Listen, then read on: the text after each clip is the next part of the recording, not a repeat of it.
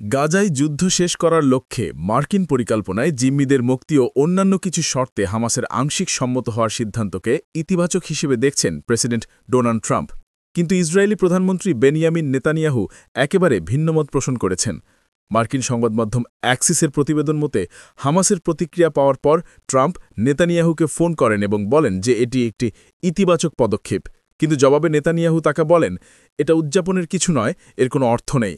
নেতানিয়াহুর এই কথায় ট্রাম্প চরম বিরক্ত হয়ে বলেন, আমি বুঝি না কেন তুমি সবসময় এত নেতিবাচক। এই কথার মধ্যে একটি অশ্লীল শব্দও ব্যবহার করেন তিনি। এরপর চুক্তির ব্যাপারে ট্রাম্প বলেন, এটা একটা জয়, এটা গ্রহণ করো। গত ২৩ সেপ্টেম্বর নিউ ইয়র্কে জাতিসংঘ সাধারণ পরিষদের অধিবেশনের ফাঁকে ফিলিস্তিনের গাজায় চলমান যুদ্ধ মানবিক বিপর্যয় নিয়ে মুসলিম বিশ্বের ৮ দেশের নেতার সঙ্গে বৈঠক করেন যুক্তরাষ্ট্রের প্রেসিডেন্ট ডোনাল্ড ট্রাম্প। ওই বৈঠকে সৌদি আরব, সংযুক্ত আরব আমিরাত, কাতার, মিশর, জর্ডান, তুরস্ক, ইন্দোনেশিয়া ও পাকিস্তানের নেতারা উপস্থিতি ছিলেন।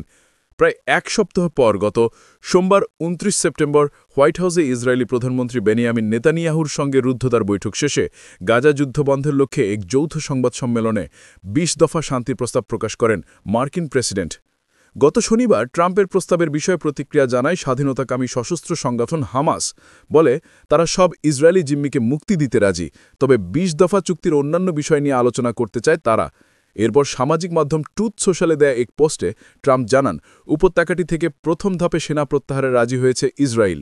যুদ্ধবিরতির অংশ হিসেবে হোয়াইট হাউস গেল সোমবার একটি মানচিত্র প্রকাশ করেছিল, যেখানে ইসরায়েলি সেনাদের প্রত্যাহারের বিভিন্ন সীমারেখা দেখানো হয়। ট্রাম্প জানান, এই সীমারেখার মধ্যে ইসরায়েল প্রাথমিক সেনা প্রত্যাহারে সম্মত হয়েছে। হামাস নিশ্চিত করলে যুদ্ধবিরতি তাৎক্ষণিকভাবে কার্যকর হবে বলে ঘোষণা দেন মার্কিন প্রেসিডেন্ট। তাড়াতাড়ি পদক্ষেপ না নিলে সব চুক্তি বাতিল হয়ে যাবে বলেও হুঁশিয়ারি করেন।